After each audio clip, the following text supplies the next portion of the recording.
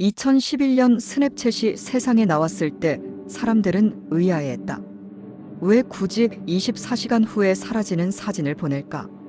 하지만 그 사라짐의 개념이야말로 새로운 세대의 소통 방식이었다. 자취를 남기지 않는 가벼운 공유, 일상의 찰나를 전하는 방식이 10대와 20대의 마음을 사로잡았고 곧 전 세계적으로 돌풍을 일으켰다. 2013년 스냅챗은 스토리라는 개념을 도입한다.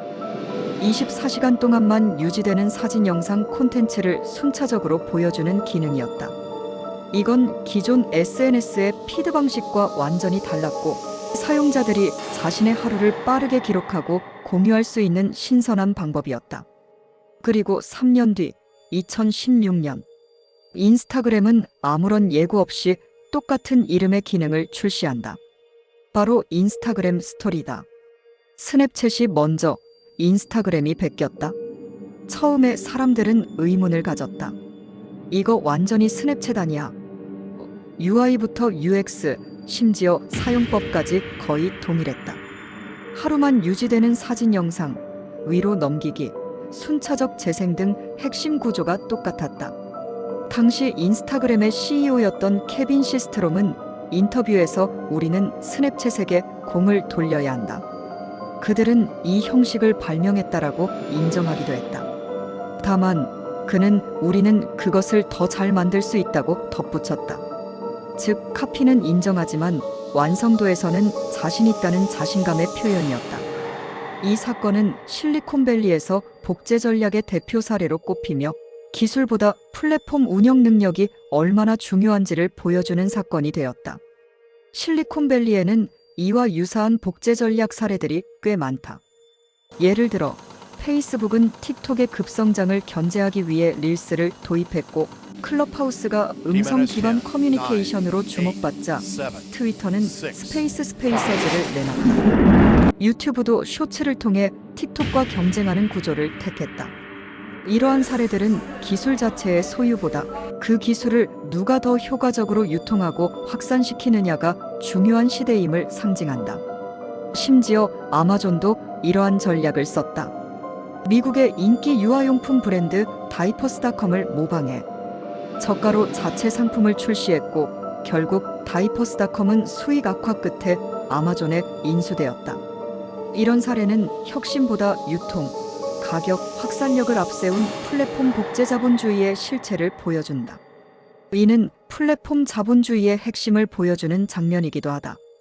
아이디어의 독창성보다는 유저 기반과 확산 속도, 수익화 전략이 판을 지배한다. 결국 실리콘밸리의 복제 전략은 단지 베끼기가 아니라 시장 지배력을 획득하는 방식 중 하나로 정착했다. 그 윤리성은 논쟁거리지만 결과적으로는 확산력과 운영력이 IP보다 더 강력한 무기가 되는 세상이다. 왜 스냅챗은 무너지기 시작했는가? 스냅챗은 분명 먼저 시작했다. 하지만 그 기능을 전 세계로 확산시키는 데에는 약했다. 이유는 간단했다. 스냅챗은 미국 10대 중심의 틈새 플랫폼이었지만 인스타그램은 이미 글로벌 플랫폼이었기 때문이다. 또한 인스타그램은 페이스북의 자회사였다. 즉, 자본과 기술, 인프라, 광고주 네트워크, 그리고 전 세계 수억 명의 기존 사용자 기반을 가진 거대한 생태계였다. 스냅챗은 그 규모의 차이를 극복하지 못했다. 인스타그램은 스토리 기능 도입 이후 빠르게 사용자를 흡수했고 1년 만에 하루 활성 이용자 2억 명을 넘기며 스냅챗의 성장세를 꺾어버렸다.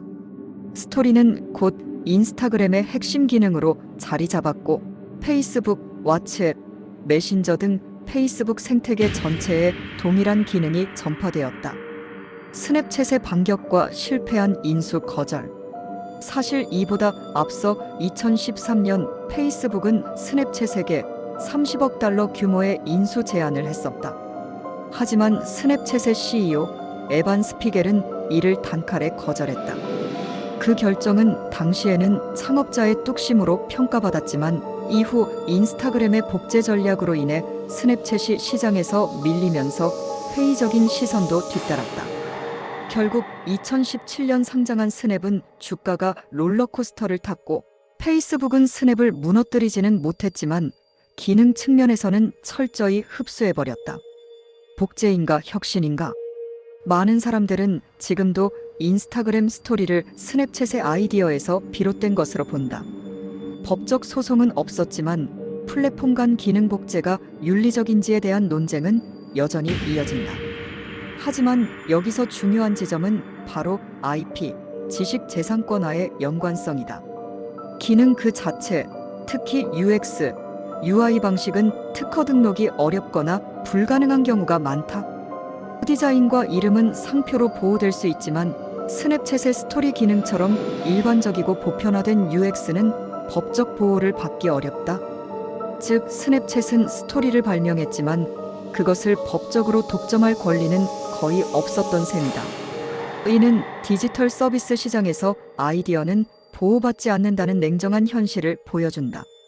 기능 아이디어 하나로는 IP 우위에 서기 어렵고 결국 플랫폼 확산력과 사용자 락인 전략이 가장 중요한 경쟁력이 되는 것이다. 이는 오늘날의 콘텐츠 산업, 게임 산업, 앱 서비스 산업 전반에 해당하는 이야기다. 유사한 기능이 난무하는 시대, 누가 더 빨리 확산시키고 사용자들의 일상에 스며들게 하느냐가 결국 시장을 지배하는 방식이다. 기능을 개발한 자가 아니라 기능을 기억하게 만든 자가 승리하는 구조다. 결국 기술보다 확산력, 자본력, 운영력이 결정적인 차이를 만들었다. 누가 먼저 만들었는가 보다 누가 더 널리 퍼뜨렸는가가 플랫폼 전쟁의 승패를 가른 것이다. 결론, 진짜 승자는 누구였을까? 기술을 처음 만든 자와 그것을 더 넓게 퍼뜨린 자. 이 스토리 기능 전쟁은 단순한 UI 경쟁이 아닌 시장을 바라보는 전략의 차이에서 비롯되었다. 스냅챗은 지금도 살아있다.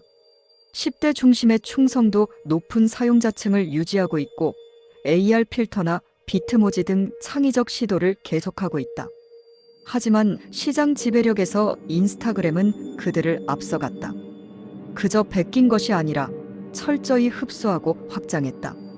인스타그램 대 스냅챗의 전쟁은 끝나지 않았다.